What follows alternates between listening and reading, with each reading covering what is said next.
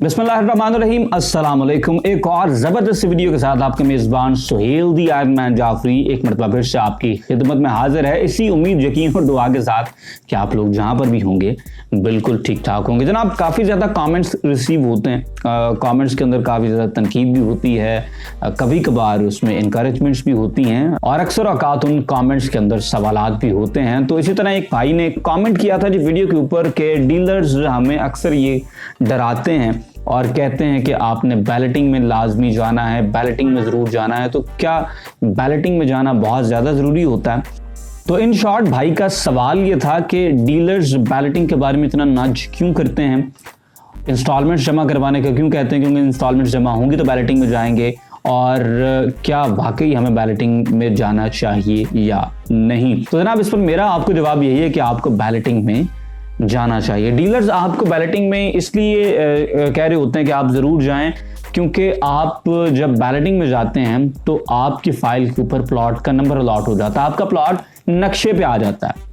जब आपने फाइल ली है तो आपके हाथ में बस वो ख्वाब होता है, वो एक पेपर होता है, वो एक लेटर होता है कि जनाब मैंने एक प्लॉट बुक करवा लिया। वो प्लॉट कहाँ पर मौजूद है इसका आपको नहीं पता होता है। ब्लॉक्स होते हैं, हो सकता है कि आपने किसी एक स्पेसिफिक ब्लॉक की फाइल जो है वो उठा ली है। कुछ सोसाइटियाँ ऐसे करती हैं कि वो 2-3 ब्लॉक्स हैं वो इकट्ठे लॉन्च करती हैं और कोई पता नहीं होता कि कौन सी फाइल किस ब्लॉक के अंदर आएगी। फिर एक ही दफ़ा बैलेटिंग होती है और वो जो फाइल्स होती हैं वो किसी भी एक ब्लॉक के अंदर आ सकती होती हैं।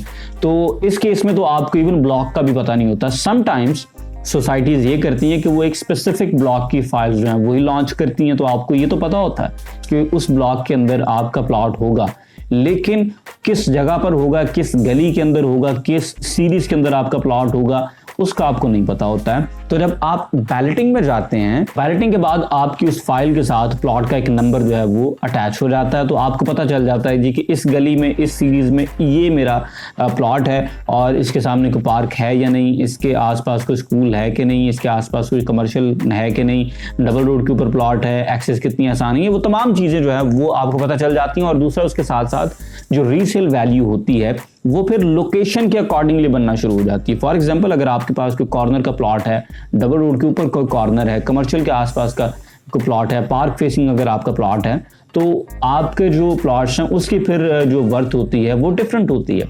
ऑन दी अदर हैंड, अगर आपका प्लॉट कहीं किसी नाले के आसपास आ गया है, किसी एंड वाली गली के अंदर अगर आ गया, तो फिर उसकी वर्थ कम हो जाती है। तो बैलेटिंग में अगर आप जाएंगे तो उसके बाद ही फिर आपको ये पता चलेगा कि आपको कोई कैटेगरी का अच्छा प्लॉट जो है वो अलॉट हुआ है या कि नहीं, और या फिर आपको कोई माठा प्लॉट जो है वो अलॉट हुआ है या कि नहीं। एटलीस्ट आपके पास लोकेशन क्लियर हो जाती है। और अगर सोसाइटी के बाकी बेसिक्स कवर हों तो फिर आप लोकेशन के लिहाज से रेट मार्केट से डिमांड करना शुरू कर देते हैं।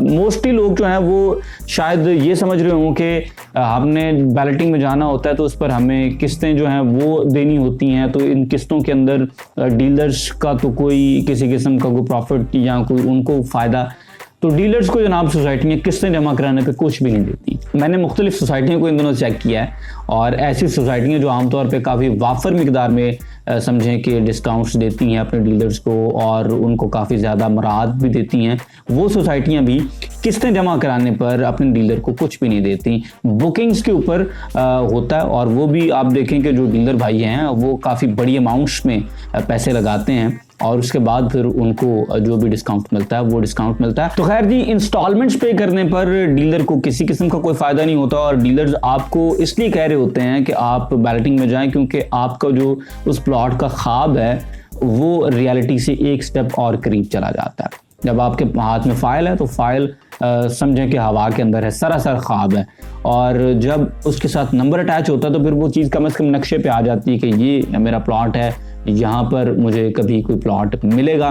तो बैलेटिंग के अंदर आपको जाना चाहिए। आप अगर किसी अच्छी सोसाइटी में आपने फ़ाइल ले ली है तो फिर आपको चाहिए कि उस फाइल को आप चलाएं और उस पर किस्तें जो हैं वो आपको देनी चाहिए। कोशिश करें कि किस्तें टाइम पे दें, और अगर आप किस्तें टाइम पे नहीं देंगे तो फिर सोसाइटियाँ जुर्माने भी लगाती हैं और बाद में लोग कहते हैं कि यार बड़ी ज़्यादती की थी ना यार, मैंने तो इतना जुर्माना लग गया, मुझे तो इतना जुर्माना लग गया।